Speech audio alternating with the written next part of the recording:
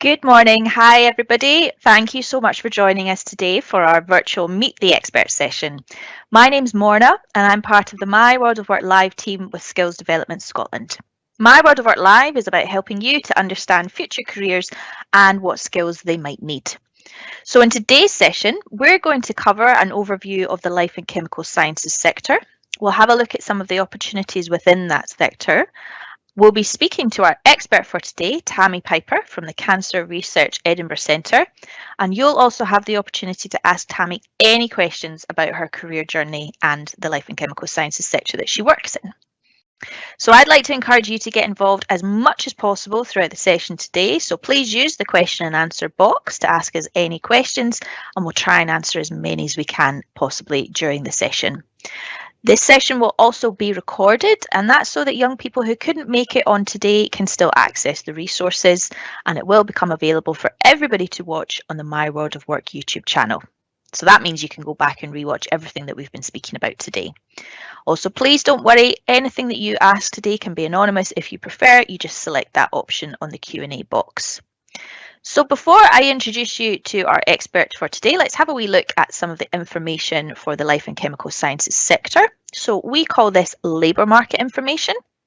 So currently, there are around 18,400 people working in the life sciences industry, and as of 2020, there were around 11,600 people working in the chemical sciences industries, and that's across a wide variety of different roles.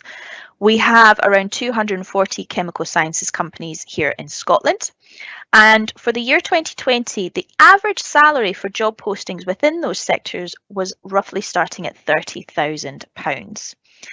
So overall, the life and chemical science sectors add an estimated £4.798 million to the Scottish economy in 2020, which was an increase of 22% from 10 years ago. So it's a really developing, continuously evolving sector to get into, really exciting area.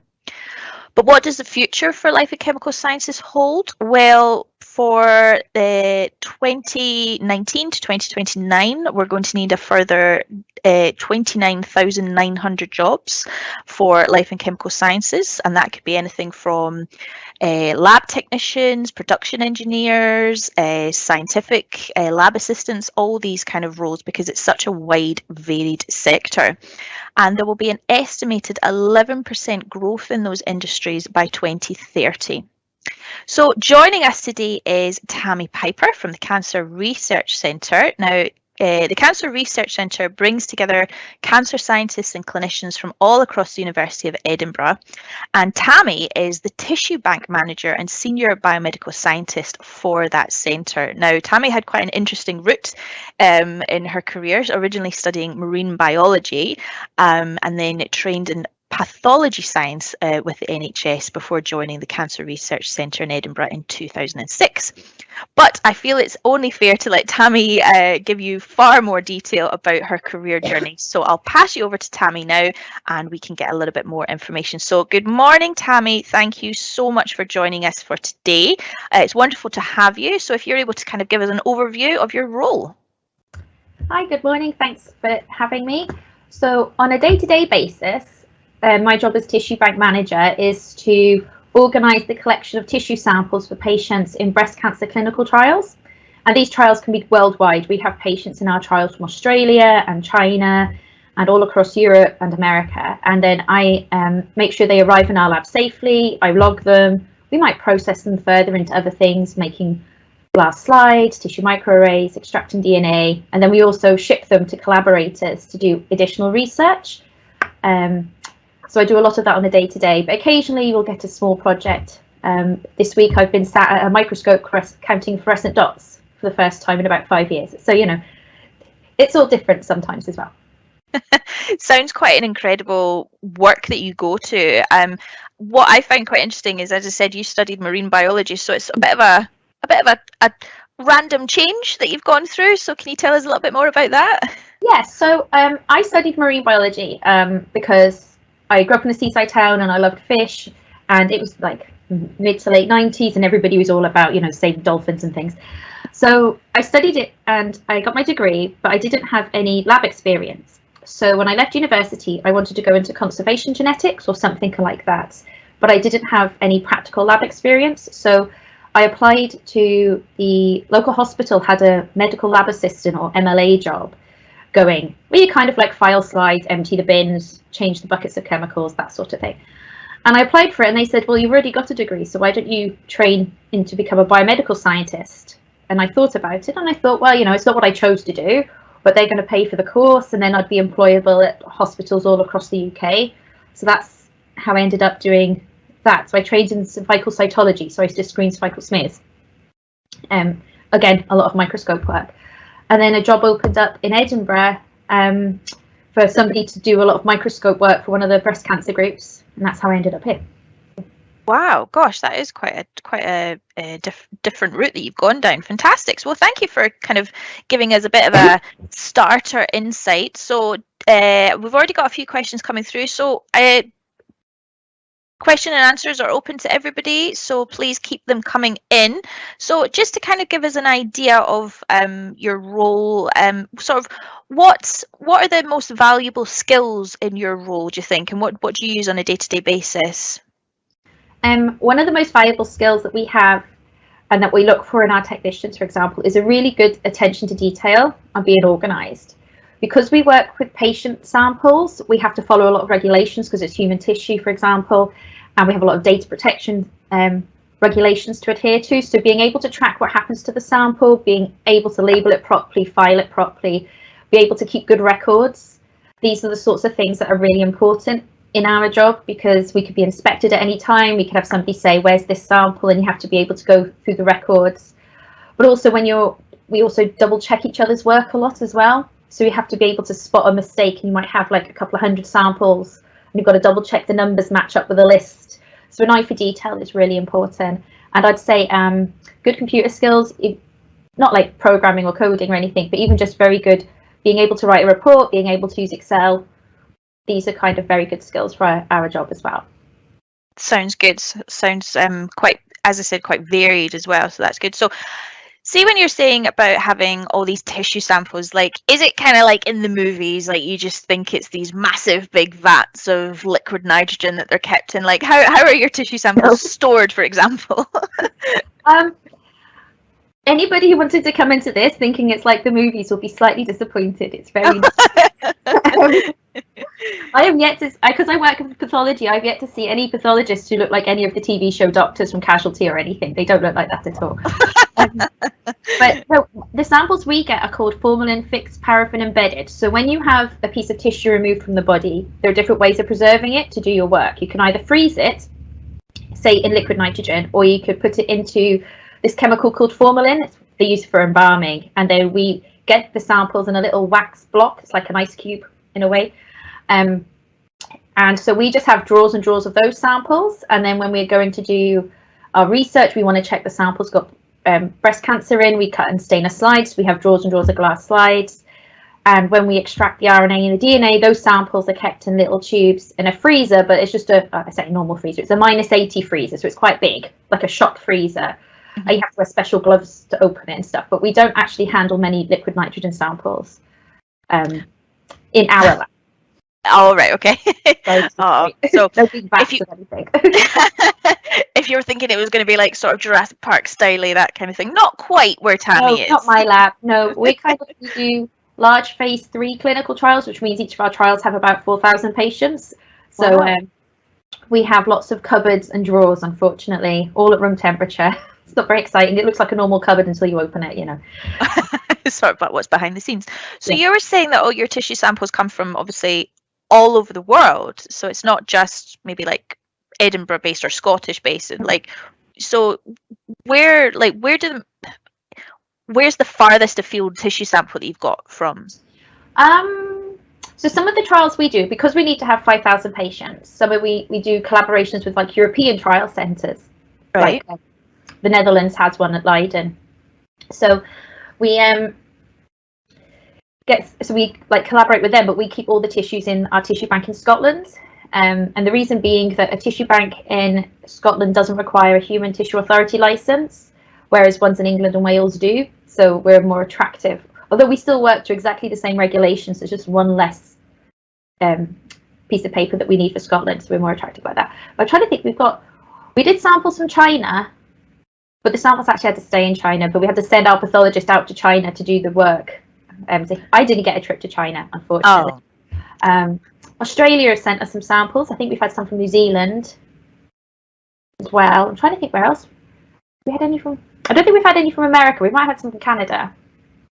So it really is a completely international project that you're working on, which is incredible.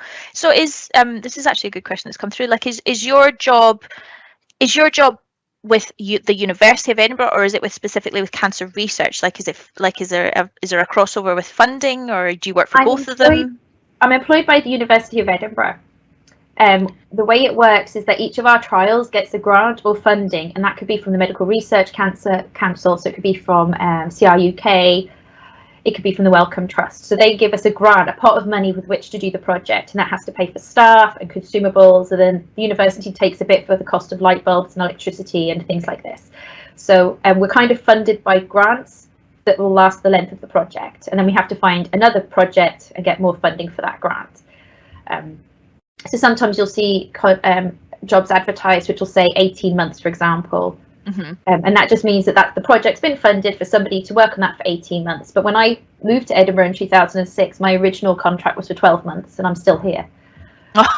So they can extend it, they can extend the project, they can put you on other projects. So there is, there can be some continuity with that. Fantastic. So it's not just this kind of a one and you're done sort of situation. You can go into different things. Fantastic. That's really good. Okay, excellent. Some really good questions coming through. What kind of subjects do you think a young person should study at school to maybe go down this sort of similar route that you've gone down?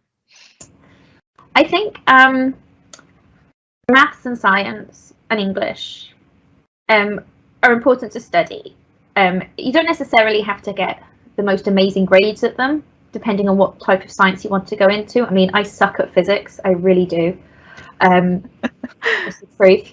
But you have to be able to understand some of the basics of what you're doing, and so have an awareness of the sciences and be interested in it. Having said that, we had a lab assistant when I started who'd actually studied like beauty therapy at college. And she was like partway through her beauty therapy training, and she realized she didn't really want to do that as a job, and she came and worked for us as a lab assistant, and then she kind of managed to do a bit more training in science, like more pure biological science and things. So, it doesn't say that if you really love history and arts and English, you couldn't go into it, but you have to convert at some point a little bit. Fantastic. So that's actually quite a good, this kind of leads me on to a question then, like, is this a role that you have to go to university for, or is it something that you can maybe go through like an apprenticeship route instead? And actually, I suppose just from what you're saying there, if somebody was to come from a non-scientific background, what are the training opportunities for them like within that sector for them to maybe sort of start to specialise? To be a biomedical scientist, we're a pathology type scientist. So, for example, during the COVID and the pandemic, a lot of the people who've been doing the testing in the hospitals of whether you've got COVID, for example, are biomedical scientists, and they do require a degree entry for that profession. But there are other roles within the pathology lab, support roles such as medical lab assistants, and they have I think they've got many different grades of it now from when I trained. So you can go into that at 16 or whatever, and they'll have different opportunities. And I know that there is a push to get technicians a registered profession, as opposed to so if you're a technician, or what we call a career technician, somebody who's maybe not degree educated but has spent their whole life working in different labs and can do the different techniques, getting them some formal recognition for that. In terms of changing into the discipline, I guess it depends. If you apply for a job, that they'll say whether training is available for that post or not, and sometimes they'll say for these things like it's desirable if you have done this before, but unless they say it's essential, then you might as well apply for it. Do you know what I mean? And make sure that when you apply that you're saying things like, because the job I applied for, I hadn't actually done, but I said, however, I've done something similar, and I studied this as part of my course, and I have these skills that are useful to this thing that you're looking for, and I'm sure I could pick it up quickly. Fantastic advice. That's really good. I suppose if you don't ask, you don't get. And I think, yeah, that's a wonderful, really, really good piece of advice there, folks. Excellent. Lots of good questions coming through. This is fantastic. So actually, I suppose from what you're saying there, if a young person's out there thinking this sounds really good, I'm quite interested, like would they be able to do something like maybe like work experience or something, maybe whilst they're still at school? Is there like a summer opportunity for them, you know, to help out in the lab, that kind of thing? One of the challenges we have with having work experience students in our lab is that some of the chemicals we use can't be used by people under the age of 18 for health and safety. Right, okay. But we do, in the before times, before COVID, we did have work experience opportunities, and we also did, like, I think there was a summer school where you would come and you would listen to different researchers talk about their work, and you might get to shadow some technicians and things.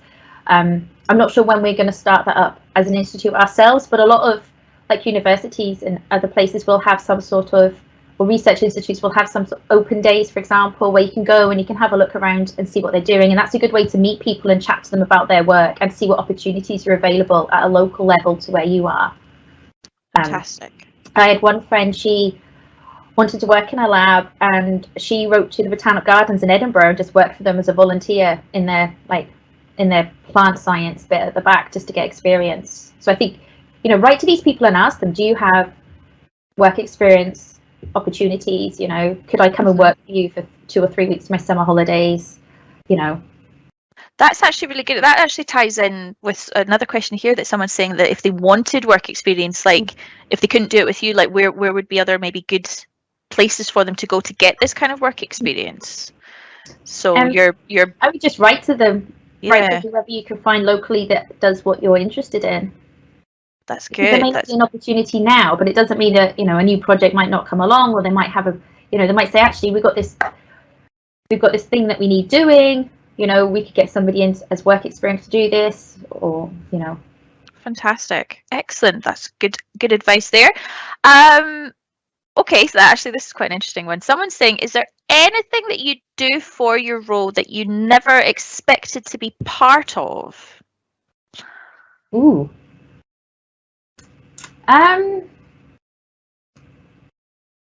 Trying to think. When I took the role, I was meant to just process samples and sit at a microscope, and now I manage the lab. I didn't expect that. That's true. I'm trying to think what else I do. I think there is some, every so often, there is kind of an opportunity comes up to do something that's a bit out of the ordinary within the context of the job. So, for example, we had one project which required going to different hospitals in the UK and training some of the staff how to handle the blood samples for this particular project. So we want them handled in a certain way. I got to go to a meeting in Belgium for one of the projects, and that was interesting culturally because they work very different to us.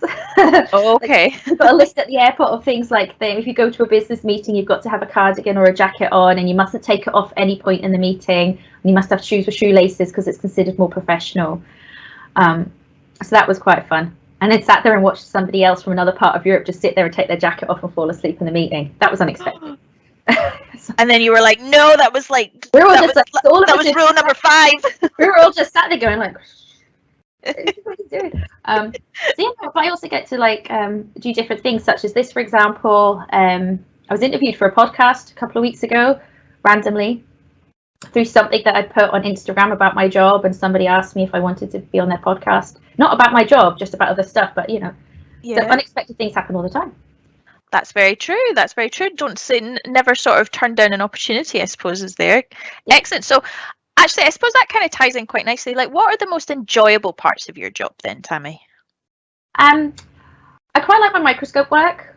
I've been doing a lot of Excel work during the pandemic, and I got to go in last summer for the first time and use my microscope, and I was so excited and he hugged it because I get to see, down my microscope, I get to see parts of the human body that you just don't generally get to see, and I get to see some interesting things.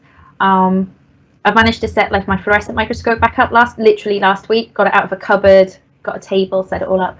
So I quite like doing that type of work where I'm counting different proteins on the tumour cells, because I get to sit and make something in a way, if you know what I mean, generate data sort of thing. I quite like some of the networking and meeting people I get to do, either through trial project meetings or through events such as this, or on the open days. I quite like doing those things as well. But I do like a list, and I do like to be organised. My job's quite good for having a list and having to tick things off. So if you enjoy a list, you know, I'm sat there and I'm like, I've got a list of all these things to do to these samples, and then at the end you've ticked it off, you've done the final one, and that's a real nice sense of I've done something productive. Sense of achievement at the end of it. Yeah, I love a list, and my colleagues that are probably sitting on this call as well helping me are just like, she loves a list. Yep. A guide, a how-to guide. Oh yeah, see, me and you, Tammy, could probably be really good pals for that sort of thing. So excellent. So I suppose on the flip side of that, like, what are the challenging aspects of your job? Paperwork, and a lot of that is to do with the fact that we're doing cancer trials with human patients. So we have a lot of regulations because we're handling human tissue, and we have the Human Tissue Act and the Human Tissue Act Scotland to follow. We have good clinical practice regulations to follow, but then with all the data protection, because obviously we don't just get the sample, we might get some patient information. We want the follow-up of how their disease progressed, if their treatment worked. We have a lot of data protection things to follow, and a lot of this requires producing reports and producing documents that show that you're compliant with these things. And I'm not going to lie, it's quite dull, but it's an evil necessity, unfortunately. I can't sit in my cupboard counting my fluorescent dots all the time without having to do some of this paperwork there. So I love that. What actually, that's, and that kind of ties into what you said there about, you know, having to be compliant with, you know, like legal regulations and things like that. Like, what other career opportunities are available within like the biomedical sciences? And because, like, is it all just science related, or are there other career routes that our young people could go down? In our institute, Institutes of Genetics and Cancer, we've got all sorts of different roles in that. We have a very large admin department, but that includes finance, like the reception staff. We have human resources. Each of the bigwigs in the department might have a secretary or a personal assistant who basically manages their diary for them and makes sure they don't double book themselves.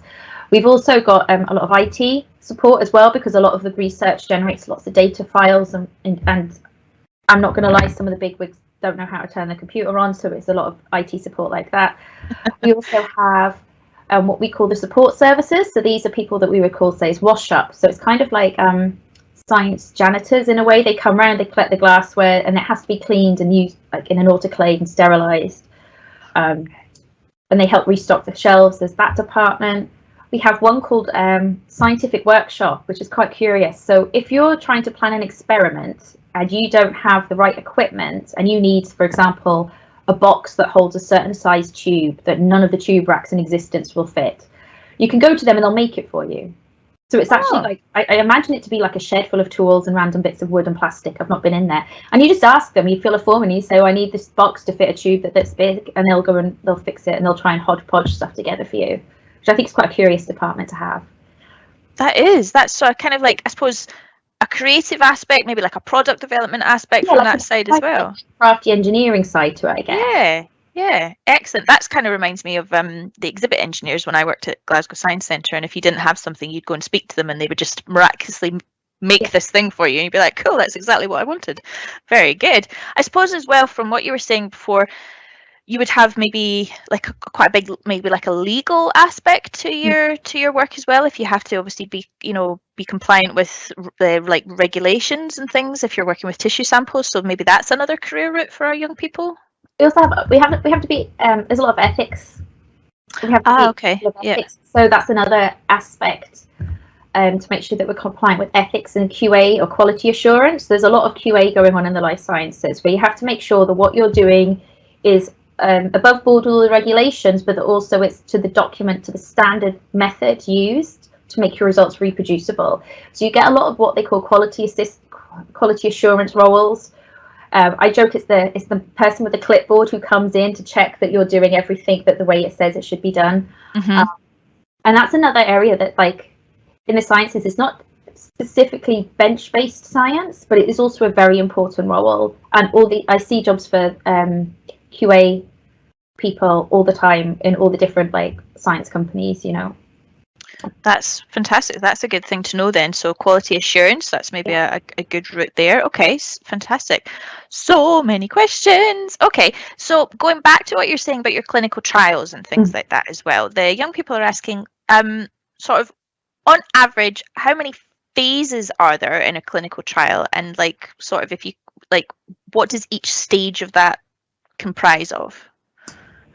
Okay, so one of the things that was really interesting about the pandemic was the speed at which they got the vaccine trialed and tested. And I found that interesting because it's much quicker than what happened in the before times. So normally, for example, we have a drug discovery group. They look for new chemical compounds that might upset cancer cells, could potentially be a drug.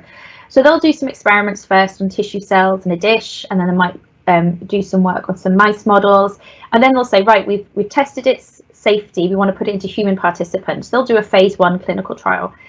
And that might have maybe, about 100, or like I think it's like 50 to 100 people in, and that's purely to test that the thing is safe for humans and it doesn't cause adverse side effects. And it's a very small thing. And then once that's worked, to say, right, well, we want to test if it's safe in, say, like we'll have a phase 2, and that could be another couple of hundred patients. So, and they'll have a look at that data. And if they think there's some promising results, like they think the patients are getting better from whatever the disease is, for example, they say, right, well, before the NHS adopts this, we need to do this in a phase 3 trial, which is it's like generally 4,000 to 5,000 patients. And we will follow those patients up between 5 and 10 years to check there's no adverse effects that come along further down the line, that the treatment works on their disease now and stays working on that disease for a length of time afterwards. So not like when they stop taking the drug, the disease comes back, for example. And then at the end of that phase 3 clinical trial, you write up and publish your results.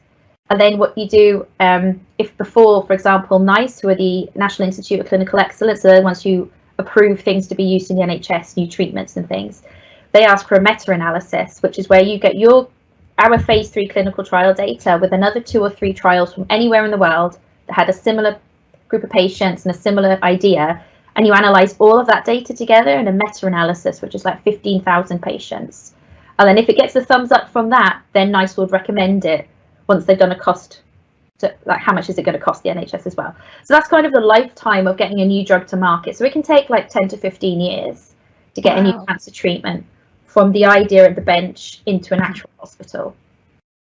So that's That's incredible. And actually that kind of ties in with another question that we've got from one of our young people there, just when you're saying about sort of, if it's not just you, it can come from other organizations that may be working. Like, do you work with a lot of other countries, universities, organizations? Like, is it's not just a hidden in Scotland thing? Oh, absolutely not. I think science is one of the few industries that's really collaborative, and all the sciences are like this. So when I studied marine biology, and I had an interest in oceanography, you can't study just purely based on where you live in your postcode. It has to be global. Do you know what I mean? And the origins of oceanography and climate science came from this idea of people who were all looking at things on their own doorstep, wondering how it linked up with other stuff, and forming the science of climate science and oceanography in a way to share this data, because they realized that it had a massive impact. And it's the same with like the research we do. Like, it's no good us testing things purely on Edinburgh patients, because that's just going to affect the Edinburgh, like the results are going to be based on what those Edinburgh patients are like. We might not have very many like diverse patients in that group. There may be people who have a very distinct genetic signature that live in a different part of the world that would maybe really benefit from this treatment, but if we don't include them in the project, how are we going to know? So science has to be collaborative. So we do some more UK based stuff. We do trials where the managing officer based in London or Birmingham, but we get the samples, and there's very UK based ones. But some of these trials, once they get set up in the UK, they're always looking to expand to recruit more patients from Europe, for example. And then some of our trials have been set up purely in partnership with Europe. So they've always been like global from the start. Fantastic. So do you get many opportunities to travel with that role then? My boss does. I do not. I get to go to, I'm trying to think, I think Belgium was the most exciting one, really. Especially post-pandemic, we don't get to travel. But we sometimes have people visit us from other institutes or collaborations, but my job's kind of the logistics of it. So I don't get to go to the meetings where data's presented and people discuss their ideas. I'm more logistics of how are we going to get this sample here, process it to make XYZ things, and then how are we going to ship that to there, and what customs do we need and things like this. So nobody asks me to go and sit in their meeting to discuss customs of Australia, for example. So I don't get to do. I can imagine that it would be quite difficult from watching some of the programs to get things through customs. But other groups and other types of the science, like if they're part of a network of people doing similar research at other universities, then they might all try and meet up once a year to have like a little symposium and each university might take a child and hosting it, so you might get to go travel to other places. Right. Within, for example, or Gosh. Holland, like Leiden seems to have a lot of really good biomedical research, so people always go back and forth to Leiden quite a bit in the Netherlands. Oh, okay. I know. Well, I must have a look at that then, because that sounds really quite amazing. So I suppose that's actually a wonderful advantage of working in, like, you know, the sort of life and chemical sciences sectors. So what other advantages would you say there are of working in, like, biomedical, biochemical sciences, that kind of thing? Ooh, that is a good one. I guess what I like about my job is that I get to work in an area I'm interested in. I'm interested in science. I'm a bit of a geek, so I get to work in that. And there's all different aspects to it. So although I work with breast cancer, I can still do things like I can read papers on different sciences. Do you know what I mean? I might get to try out some new technology, some new computer software, for example. I might get to go on a fancy microscope. So I have that interest in that. And that's what I like. And I also like, although, as I discussed, breast cancer research, it takes a long time to get to the end of your project to see if there's a benefit, but I still feel like it's being productive and I'm helping society in some way in that aspect, if you know what I mean. So I do quite like that as well. And I like the fact that I get to use my brain in my job. That's because I have to think about how to solve different problems, if we have a shipment go missing or whatever. So I do enjoy that sort of aspect of my job. So I guess that would be an advantage of that. I don't know. That stumped me, that one. It's a good question, actually, but I suppose a wonderful advantage, kind of what you're saying, is your work is contributing to helping cancer research, which is a massive advantage thing. So, like, would you say with the role that you're in, is it something that you have to, like, you get to keep up, your sort of professional qualifications, and are you constantly learning? Do you have to keep your techniques up to date and things like that? So because a biomedical scientist is a health registered profession, like a dentist or a physiotherapist, so we constantly have to be shown that we're keeping up. They call it continuing professional development, or CPD. I know it's used in lots of other industries. You have CPD. So yes, but it's kind of the onus is on us to keep up with it. But the institute, if you work in a big institute, they have things like lunchtime seminars where different groups present topics on what they're working on, and then you might get an idea for a project to go work with that person. Actually sit on a committee with people. It's got a terrible name as such. Scottish Association of Histotechnologists. It's basically all the people who work in our discipline of pathology. So there's several different disciplines of pathology. There's the blood sciences, microbiology, virology, immunology, biochemistry, and then there's us, the tissue people. And it's all the people who work in the tissue labs across Scotland meet up to talk about, tissue lab stuff. But that's quite good because I work in research. I get to meet up with people who work in the NHS in a diagnostic capacity. So I get to see the sorts of things that challenge them, because obviously our research has to be of benefit to the diagnostic lab. Otherwise, we're not going to get funded and they're not going to adopt the technique. So that's always good. So yes, you do get the chance, and if you work for an organisation such as university, you get the chance to read or access to journals and textbooks and things that you wouldn't normally, or it would cost you a lot of money to get access to be able to read, to find out about all the new things that are going on in science. So gosh, it sounds so collaborative. I suppose, like, it's a wonderful sector to be part of. So I suppose then harking back to, like, your team working skills and your communication, your adaptability, everything there as well. Someone's asking, this is quite a nice question, because you're obviously you love your microscope work. Do you get to do a lot of microscope work now, or is it sort of more Excel admin-y stuff in the role that you do, or do you manage a nice balance?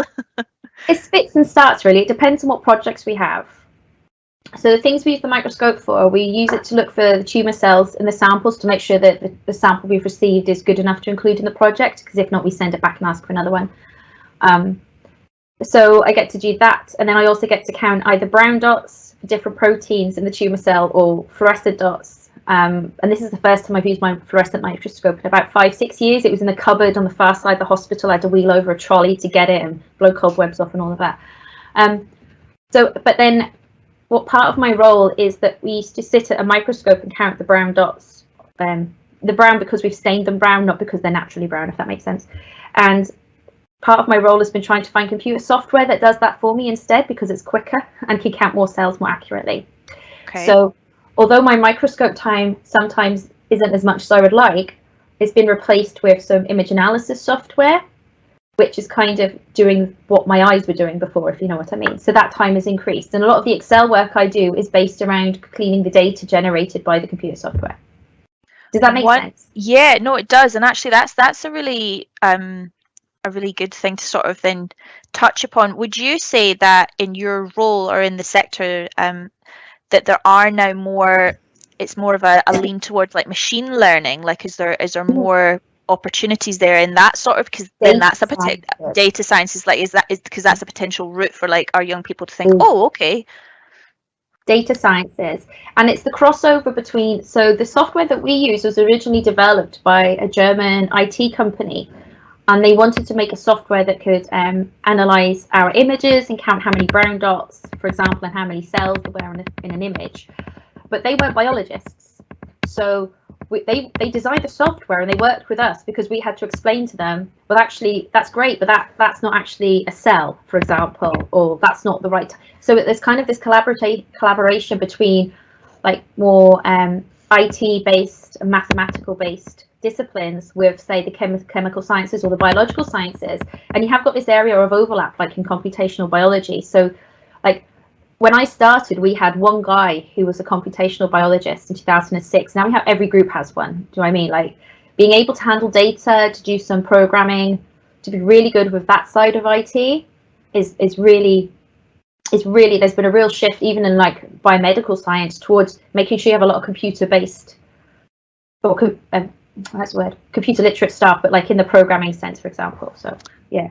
Fantastic. So that's really good to know. It's starting to cross over again, that collaborative aspect. And actually, one of our future sessions that we're going to doing is worth speaking with someone from the bioinformatics department at the university there and everything as well. So that's something that's really good, because we will say to our young people, digital, IT, coding aspect, this is a great sector to get into. So if you've got that experience, but you've also got an interest in the sciences, there is potential for a good crossover there. And like Edinburgh's got this big data initiative where they're trying to like get the infrastructure to be able to do big data analysis. And it's big data is like I want to say it's like the next big thing, in research is big data and deep learning, where computers train themselves to do the thing that you want them to do, rather than you sitting there telling them what to do. Wow. Gosh. Okay. So it's all happening there, folks. So definitely keep an eye out there. We're just conscious of the time. I could keep chatting away. Then the questions are fantastic. Would you say that there was somebody or something that influenced you to start a route down this career, this sector? Ooh.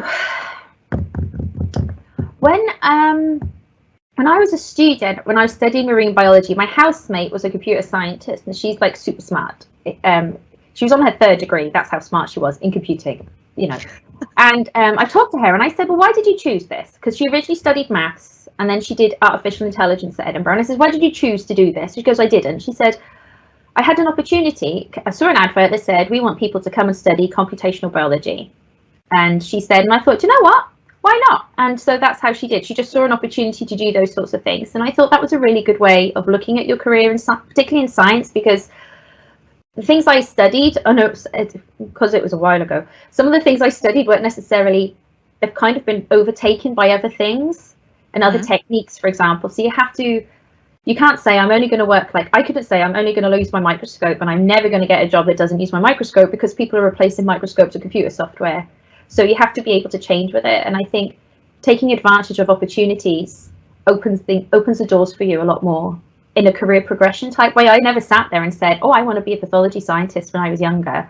But an opportunity came up to get a job in a lab and then train, and then another opportunity to move to Scotland to take up a role. And that's kind of how my career's ended up in a way.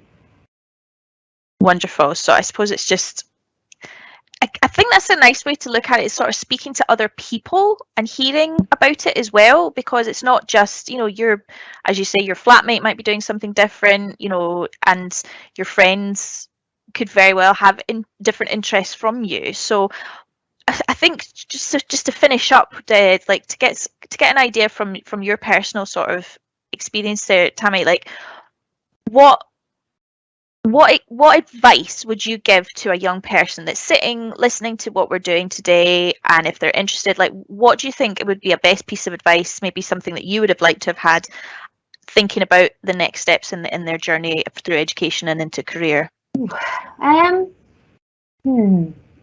It's a tough one. I think I studied something I really loved, which is why I did marine biology. But then I had to be adaptable because I couldn't find work in marine biology at the time. So I had to look at other things that would be of interest. So I think that's, study something you love, but keep your interest broad at the earlier points in your career, because that will allow for more opportunities to do more different things, and people change careers all the time. So, don't worry if you've committed yourself to something at 18 and then at 25 realize that you don't like it.